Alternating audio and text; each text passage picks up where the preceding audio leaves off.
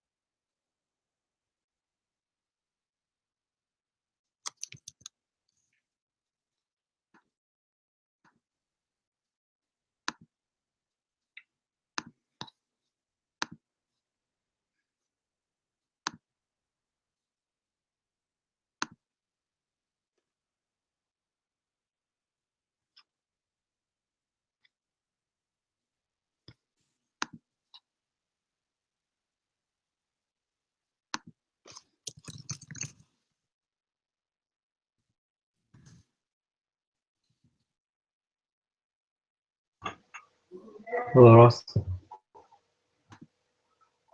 Hey, how are you? Good. Good.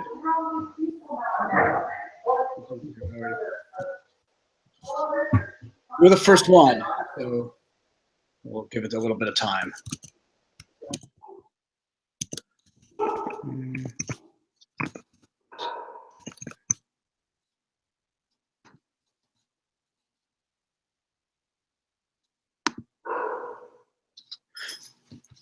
And Peter, where do you live?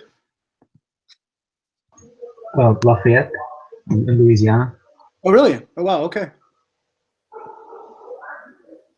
And you're in. I'm in California. Right.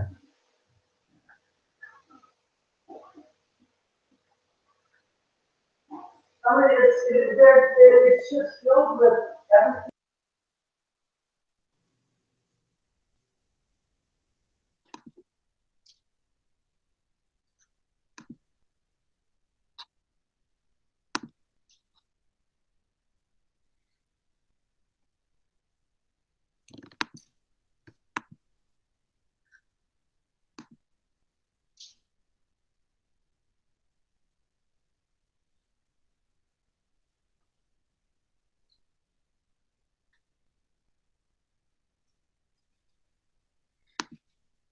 And Peter, what do you attend a Greek parish or Antiochian parish? It's Antiochian. Antiochian.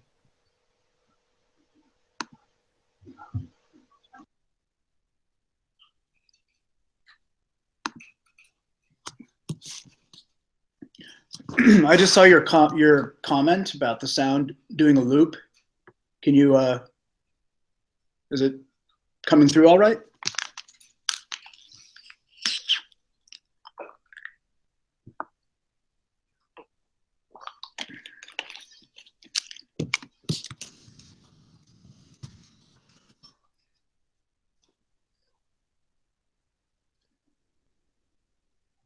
Yeah, I hear it very clearly, but Okay, because repeats I the saw sound. your comment about the sound doing a loop. I wasn't sure what you meant. Yeah, it repeats. The message repeats itself after 2 seconds. Oh, wonder why that is. I'm not sure if I'm the only one.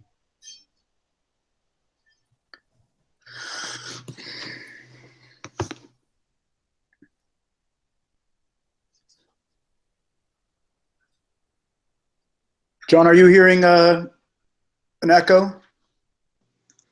It sounds fine here. Really? Okay.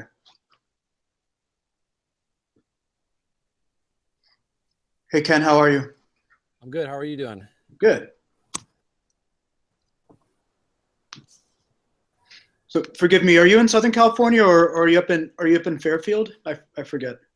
I'm in Los Angeles. You're in LA. Okay. Yeah. I'm in a suburb called Torrance, and that's where my church is at. Yeah. My father worked in Hawthorne for a year a long time ago. So No kidding. What did he do in Hawthorne? it was just a biotech startup. This was back in like the early 90s. So but he was living in Hermosa Beach. We were from San Diego, so he was actually commuting, taking the train up every weekend, or coming down on the weekends and then leaving. So, but yeah. Okay. Yeah, Hermosa is a great place. Yeah, it's like 5 blocks long. I remember we would visit him and then walk outside, and then after like 5 minutes of walking, we'd be in Redondo Beach, and then Manhattan Beach, and so on. But, yeah. That's a very accurate description of Hermosa. Yeah. So right now we are. Peter, how's it sounding, by the way? But I think I had the YouTube open in tandem. Say it again. I couldn't hear you. I think I had the YouTube open in parallel, so there was a lag. Oh, that's what it was. Okay, yeah. So you're hearing the broadcast recording. Okay, that makes sense. All right, well, let's give it another couple minutes and see if we get any other participants.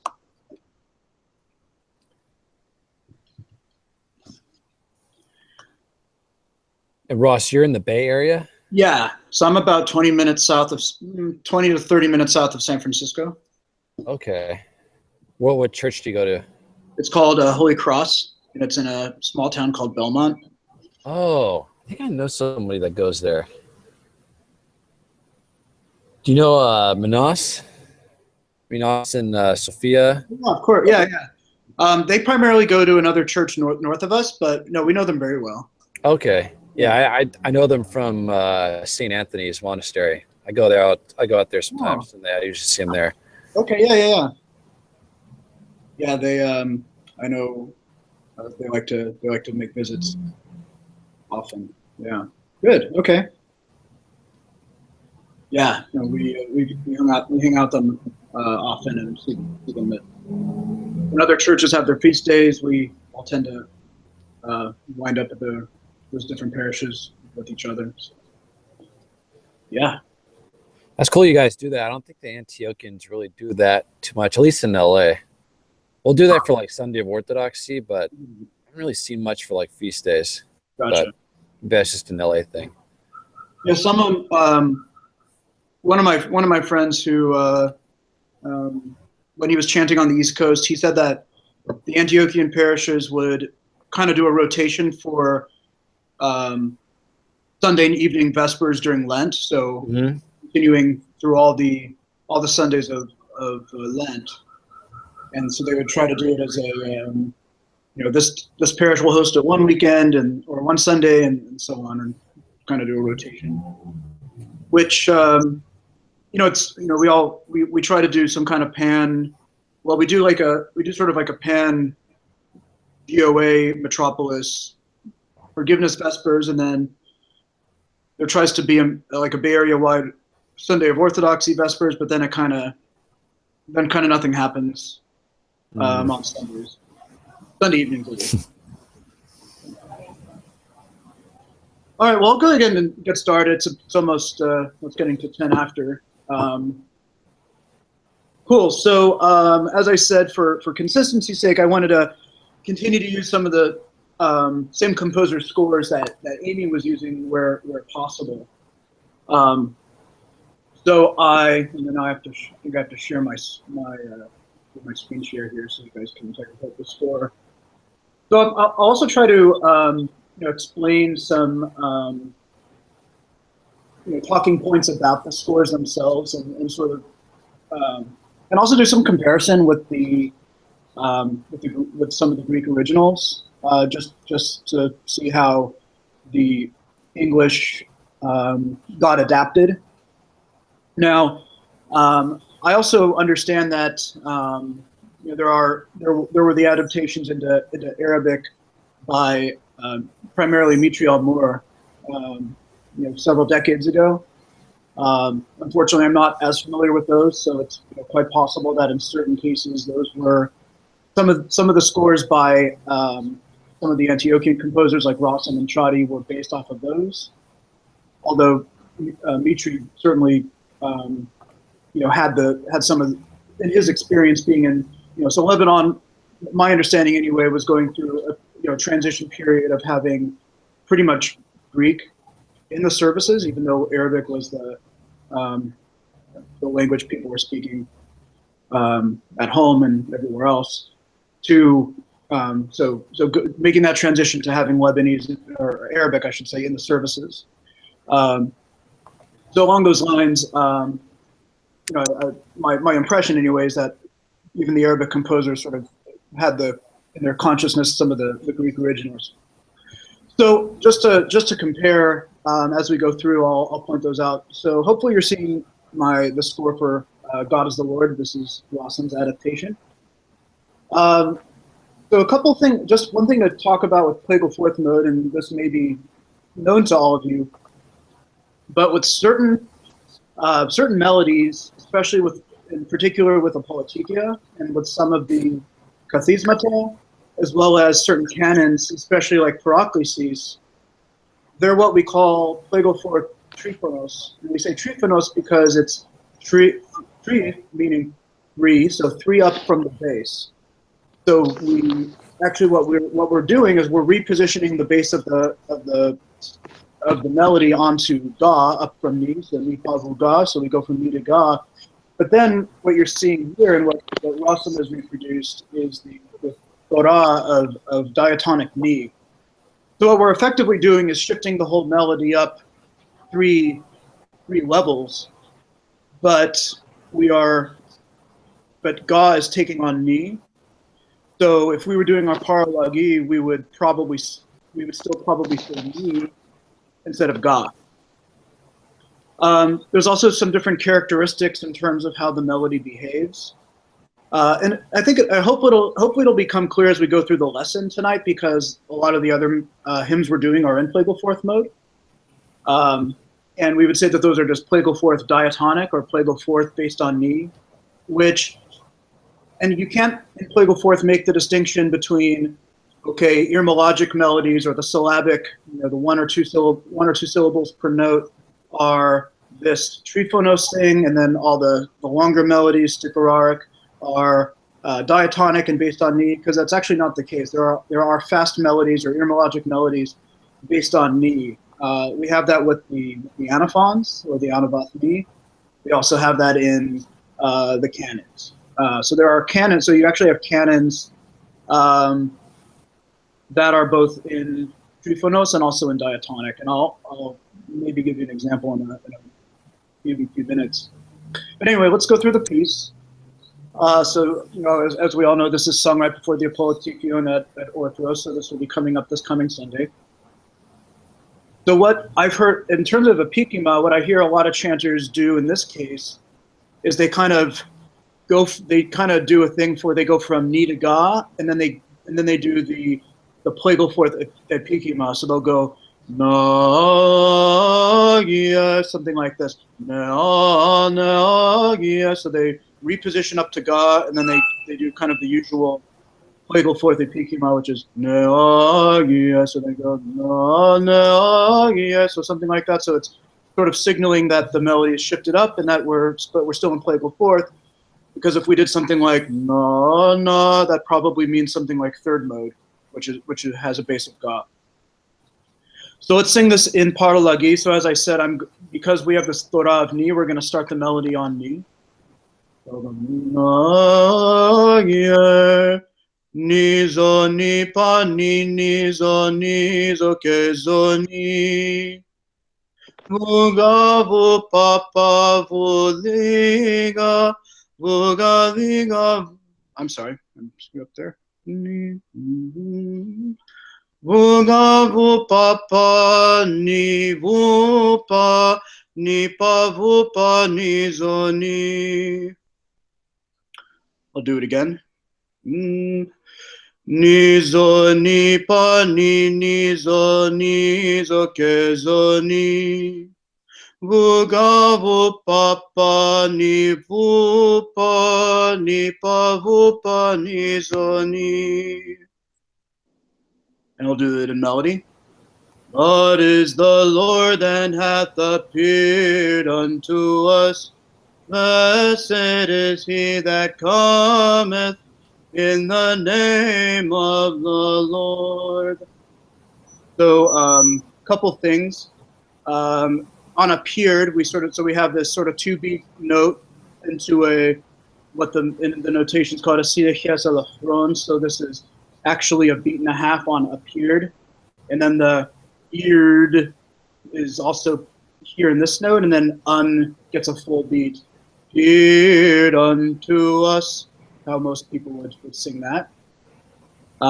Then our next symbol after the martyria of mi is up 2. So we move up 2, and then we have the kantimata. So it's actually up 2 and then up 1. So it's a jump of 2 and then up 1. So it goes. It's actually vuga vu papa nig vu pa. So vuga vu papa vuga. So we go up 2 and then up 1 immediately after that, each getting 1 beat. Vuga vu papa ni.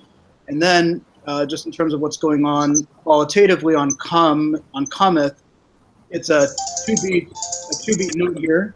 So it's a jump up of 2. It's an oligon with a kendima underneath. So that's a jump up of 2. We have the klezma up on top, so that gives it 2 beats. But underneath it, we have that kind of croquet mallet looking thing, as some people describe it. That's called the term for that is called omalon, and it means to do a shake. So we're supposed to give it a little bit of a shake as we kind of move into the next note on F. Blessed is he that cometh, so something like that, in the name of the Lord. Any questions? Makes sense. This one most of you would probably be singing on Sunday, or are some people using different scores? I use this score. Use the score. Okay. Mm-hmm. John, Peter, anybody else? Questions? Is all good? I have a quick question for the God is the Lord. Yeah. You had the parai for at us and also the Lord. Instead of you saying God, you said ni. Is that right? Because the martyria says God, but you ended it on. I think you said ni. I just wanted to make sure Yeah. So what this is telling us to do at the very beginning is to go. So this is when the kendima is on top of an oligon. So that's up three notes. And then this kind of, I don't know, kind of an L with a circle. Don't know what the best description for it, but what that is it's actually it's a phthora of ni in the diatonic scale. Let me actually find my. Bear with me 1 second. Being shared. Let me share a different window here just to.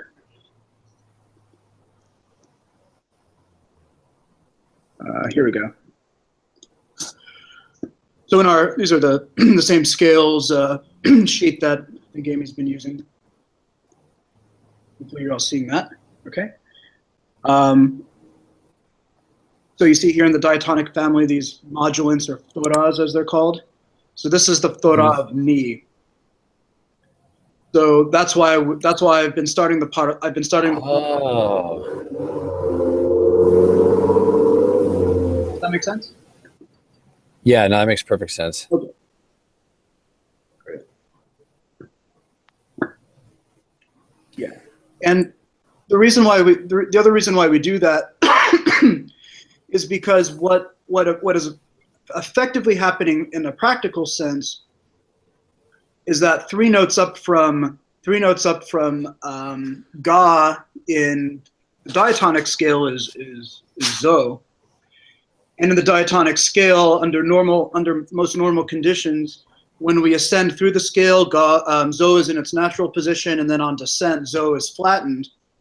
However, what this effectively is doing is saying, okay, if ga is now ni, then zo becomes ga, and that note is stable.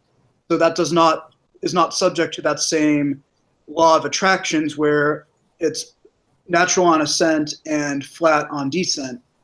So that's why I would say it's important, or you should sort of think in terms of having that ga become ni in these kinds of situations. Does that make sense? Yeah. Yeah, because it does actually have a practical effect on other things going on. Other things going on. I've never seen that before, and I didn't know that's what that meant. Yeah, especially for those hymns. Cool. Yeah, so that's what that'll do. Okay. And let's see. Actually, let's see if I can't bring up my. Let's see. I just want to see if I can share everything. Share my entire screen. There we go. Okay. So here, this is by the way, just to share with you, this is a scan of a fairly new edition of a Greek Doxastikon, and the same convention is here, where we have, so it's saying ni, so ni, and then move up three notes, and then as I've heard some people say, we are rebaptizing ga as ni, so if you prefer that terminology. So there we have it. Okay, cool. So because Triodion's coming up, one of the things that's consistent within the Triodion season, and then of course during Sundays of Lent, are the Idiomela that follows Psalm 50. Now, when we think of things like "Lord, I have cried," and also "Let everything that breathes," or "Let every breath," the Psalm 140, or excuse me, 148. Yeah, 148 at the praises, we usually understand that the reason we choose the mode we do is because of the prescribed hymns that come after it. So in that sense, a lot of people sort of apply that same mentality to Psalm 50, and the reason, and so I've seen it go different ways, and there's kind of a discussion on this on our on our Facebook group about sort of what is the correct mode for Psalm 50. There are recordings from the Patriarchate of during the Triodion season, the chanters singing it in second mode, and then switching into this melody, which is in plagal fourth mode, as opposed to singing Psalm 50 in plagal fourth mode. As I've learned over the way I learned was to sing the psalm in plagal fourth mode. What do you guys tend to do at your parishes?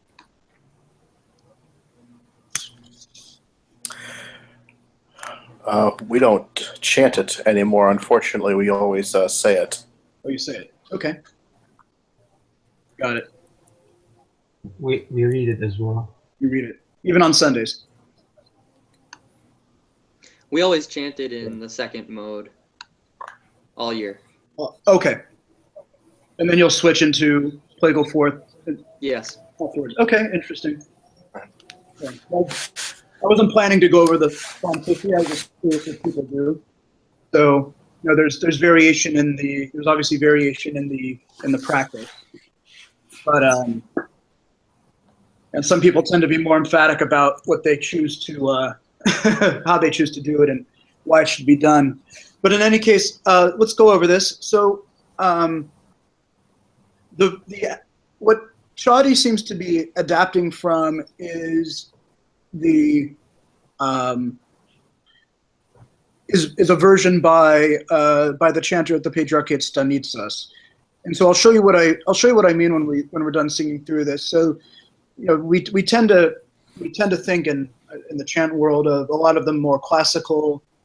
When we say classical hymns, we tend to mean most things by Petros Peloponnesos and a lot of the repertoire that we know in the mid to late 18th century. Certainly, Stanitsas, what essentially happened was, at least the way I understand it, is he kind of added his own flair to the original, and then somebody wrote it down, and then somebody wrote out the score from having heard it, and then that proliferated, and people began singing that in their parishes and so forth. And it's a very nice melody, and it's not, of course, too dissimilar from the classical melody. But when we're done singing through this, I'll just show you. I'll show you the version on St. Anthony on the St. Anthony's website, which is more based on that classic melody, on the classical melody by Petros Peloponnesos in the mid to late 18th century. So let's go through. So there's actually, as you probably know, there's 3 hymns. There's the Glory, Open to Me the Doors. Then there's the Both Now and Ever, Prepare for Me the Ways of Salvation. Those are both in plagal fourth mode. And then we have Mercy Upon Me with If I Think Upon the Multitude of My Evil Deeds, which is in plagal second mode. And you can kind of look at when you sort of look at the content of the hymns and the words, it's certainly, you might argue, the most penitential of them. And plagal second mode kind of lends itself to that that sound. If I had to put my finger on it, but that's just, I don't have any principle guiding that other than just sort of how it feels when you hear it melodically. There are some symbols that he uses in the score, such as you see the squiggly red character through the Psifiston here, and then there's a couple other things like this character here. I'm essentially going to ignore them and tell you not to worry about them. What they essentially do is tell you how to sort of vocally interpret what's going on in the melody, sort of how you would do analysis or how you would kind of add a specific flair. And what these symbols were designed to do was when you had choirs of people singing together, it allowed them to more or less enforce one particular way of singing the notes you see. So as a lot of you probably know, in the oral chant tradition, there are multiple ways to sing through a series of notes or a theses. So when we come across things like the Kentimata with the Oligon underneath the Psifiston, there are multiple ways that chanters sing that. And what this symbol is saying is to sing it one particular way. So for the purposes of what we're doing tonight, I'm going to pretend that that's not there and just sing it according to the notes as simply as I can. And then I might go back and maybe do one, and then maybe once we get through it, I'll go back and sing one of them the way I would personally sing it on a Sunday, to just give you a sense for a little bit more of an analytical approach to the singing. Hey, So, Rob. yeah. Do you know if there's any sort of key to describe what all of those symbols mean? Because I know I've seen those in some of John Michael Boyer's work, Yeah. And some other places, and I'd like to know what they mean, but I've looked around. I haven't found like a key anywhere or something. Yeah, and I bet John either has one or could produce one for you. I mean, so John lived in California for roughly a year in 2015, and so I had in the Bay Area, and so he and I had the opportunity to sing with him in some choirs he put together. And so these symbols were certainly helpful when you have multiple people singing together. And when we would come together to practice, he would say the names of them, but a lot of them haven't stuck with me, unfortunately. So I mean, there's a tiny ison called an isaki. The tilted oligon is called a oxia.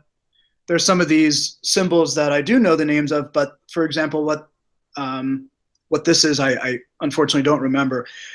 But that said, I bet if we ask John nicely, he'll give us a cheat sheet where those symbols are concerned. Awesome, thanks. Yeah. So I will sing through this in paralagi, and then we'll sing through it in melody. So this is a plagal fourth hymn based on ni. So this isn't ni moved up to God. This is plain old ni on ni. And these are also stichoraric melodies. So generally speaking, we're going to have at times roughly 2, sometimes longer notes per syllable, although this is a fairly syllabic hymn. It's not, there aren't that many drawn out syllables. One of the classic the most classic and most well-known short stichoraric hymn is actually Christos Anesti. So when you think about it, in plagal first mode, Christos Anesti, Christ is risen, is based on pa, although it's a very short hymn. But then you have hymns in plagal first mode like the benedictions, the Eulogitaria, which are up on K, which have a different melodic character, and those are irmologic. So all this to say that the length of the piece itself doesn't necessarily determine whether something's irmologic or stichoraric, but it's really the thesis, the patterns in the melody. Anyway, so this is a stichoraric piece in plagal fourth mode.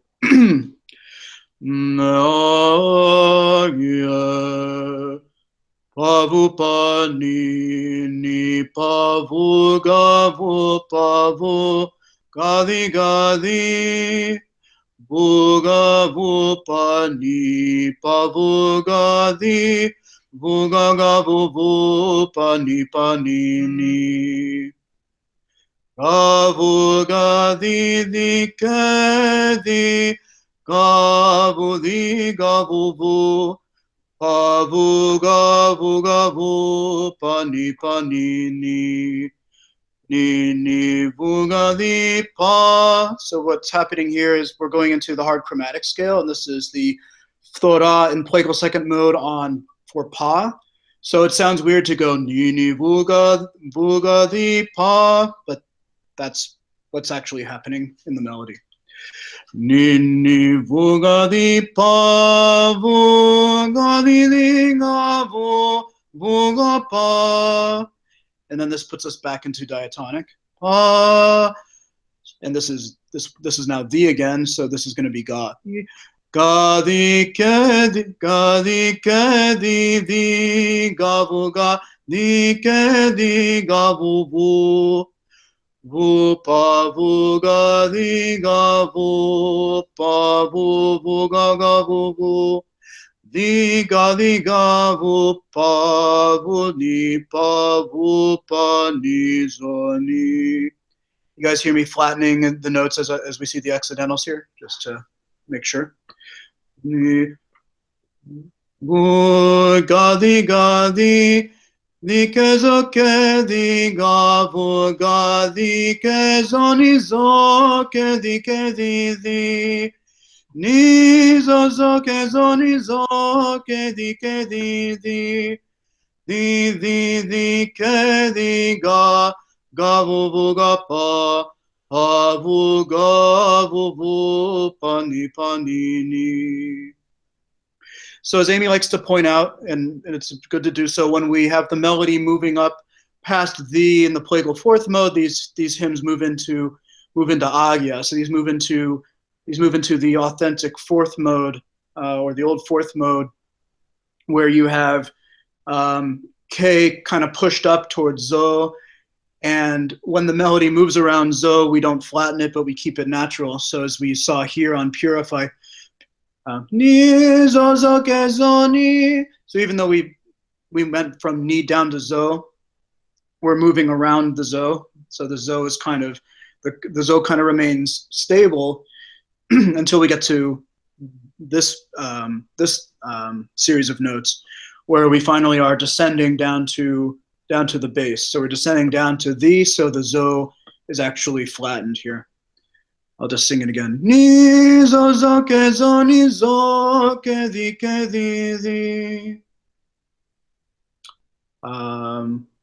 Cool. Any questions on the melody? Any questions on the hard chromatic section or any of the accidentals?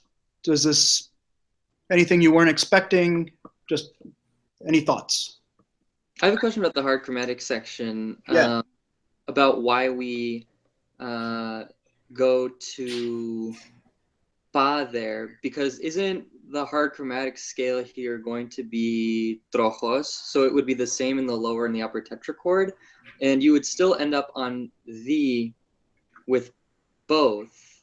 So I guess I'm just confused as to why we change the relative notes. Well, I'm not sure if that's true, and the reason why is because if we had, so the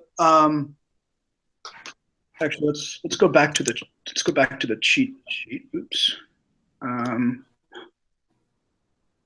So the in hard chromatic scale, the V to K, yeah. So the difference is that the V to K interval is 12, whereas the pa to vu interval is 6.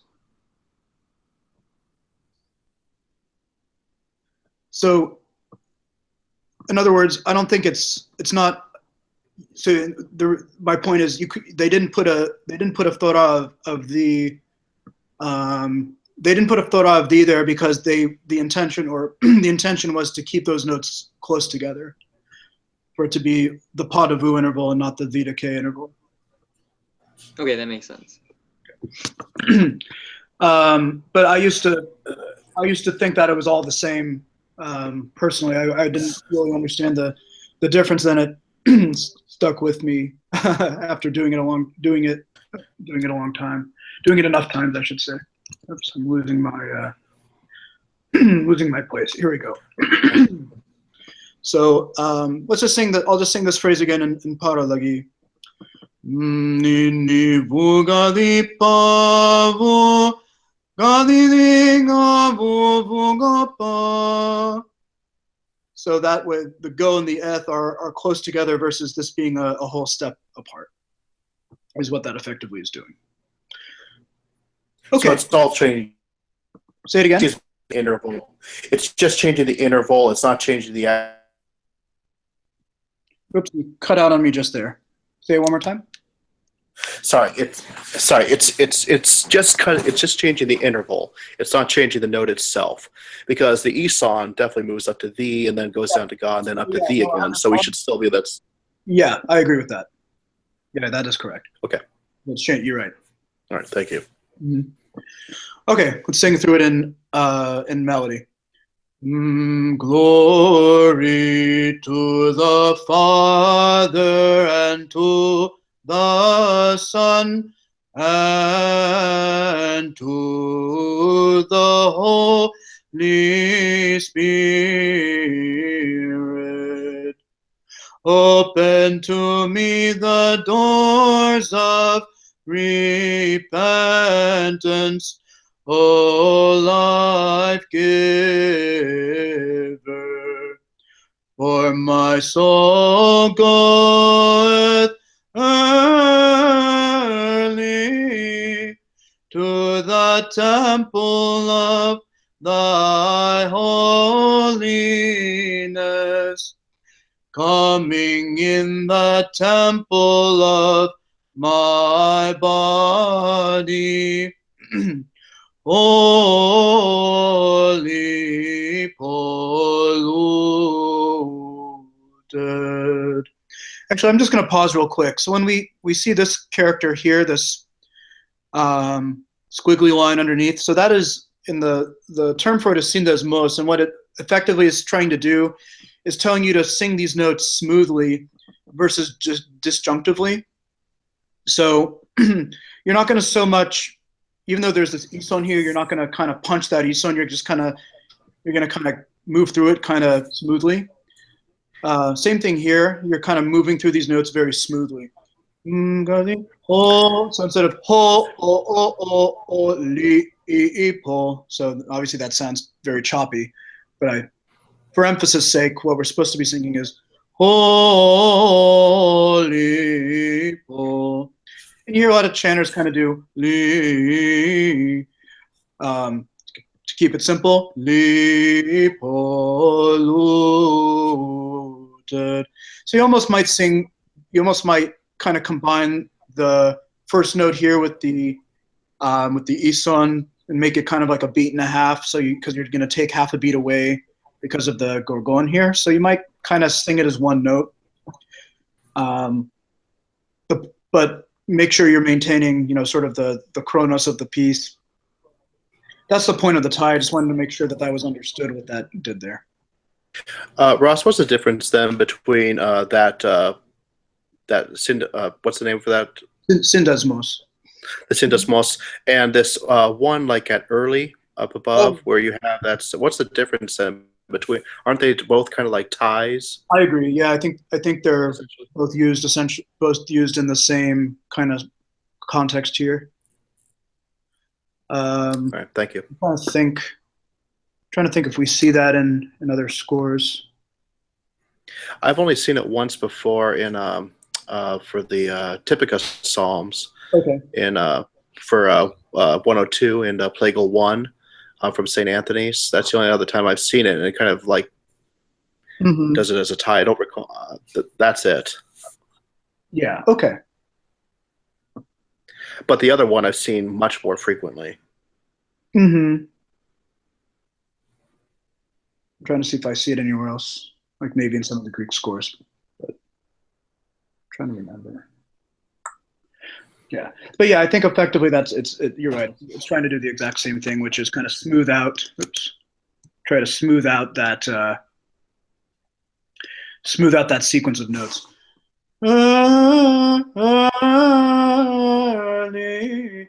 So you got to give the ison its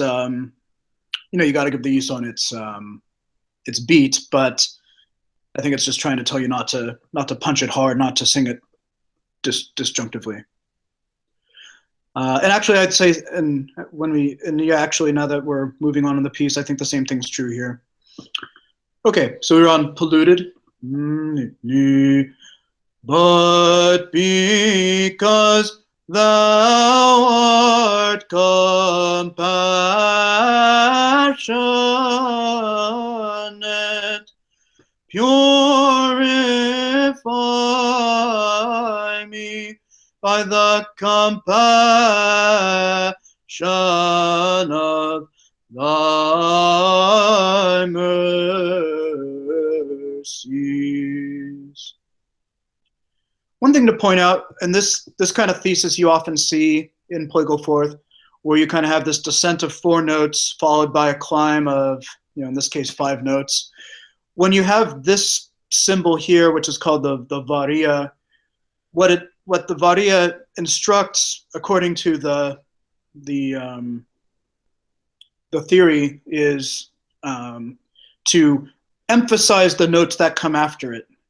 What that effectively means, and the way people will sing this, is art come. So you kind of go up, and you kind of come. You sort of move up and back down. Compassionate. That's typically how people sing when you have a series of apostrophos, these down one notes, and you have the set where you have the note that comes immediately after, you kind of do this la la la, kind of down up down like that. I'm not telling you need to start singing it that way tomorrow if you're not comfortable with it, but that's just typically how you hear that come across with a lot of chanters. I have a question about the note on passion. I feel like I've heard in some recordings that Ra being pulled up a little bit. Yeah. Is that like a stylistic choice, or would that be written if that were supposed to be pulled up more? Some might write that in, but I think it's perfectly okay to sing it that way, because this is moving up into, so this is becoming that agya phrase, and when you're in agya, ga's moved up towards thee, and thee is pulled up, so everything starts pulling up towards the stable notes. Yeah, so I didn't sing it very pushed up there, but perfectly okay to do so. Some would argue that you should make a pronounced what they call elxis, or a sharpening of that note. So you could sing but because thou art compassionate. Yeah, you can emphasize the sharpness there if you'd like. I don't think there's anything necessarily wrong with it.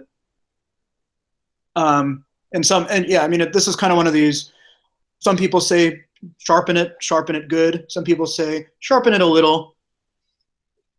Kind of one of these oral tradition things that some will emphasize more than others, I would say.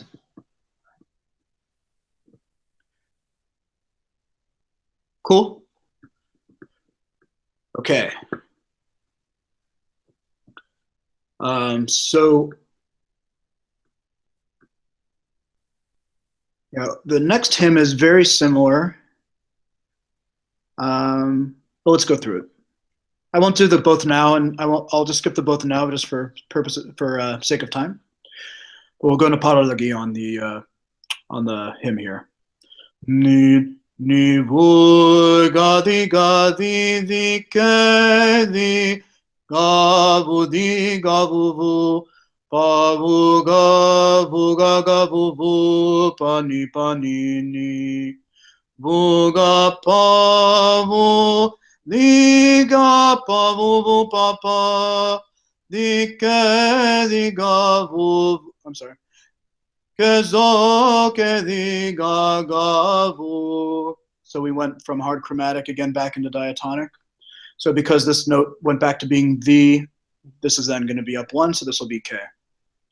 Kezo ke di gavu buga di gavu vu gavu pani pavuga di buga gavu pani pani ni buga di keke di gadi kezo nizo keke di nizo kezo nizo, sorry, nizo kezo nizo kedi di ga. And actually, I think there should be a tie here, so I'm going to pretend that there is one. Di kedi ga o ga pa gavu ga pavu pavu pani ni.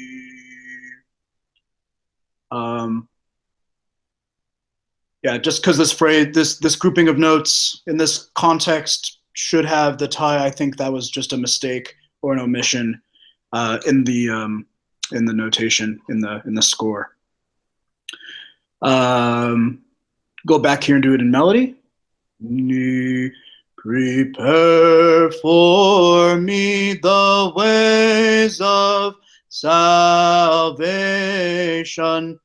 O Theotokos, For I have profaned myself with courses, and consumed my whole life with procrastination.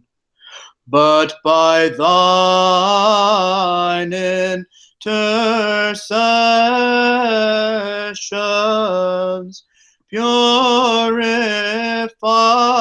thou me from all abomination.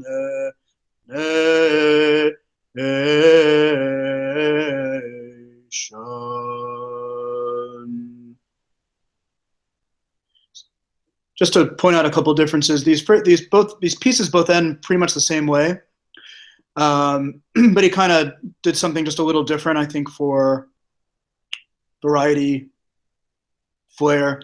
So instead of going like in here, how he has by the compassion of, and then into the sort of the ending phrase, he did this thing here.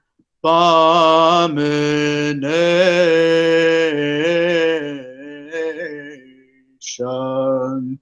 So he chooses to end it a little differently just for a bit of variety, I would say.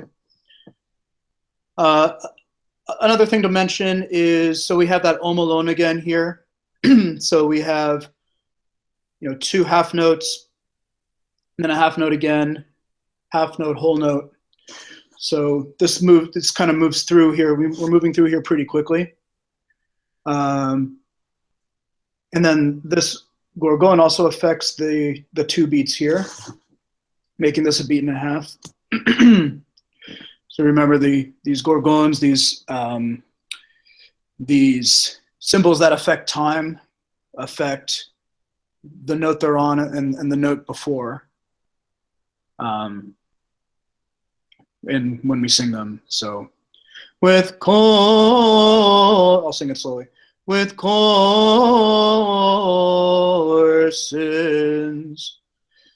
So there's a lot of division of notes happening in this little section here, to point out.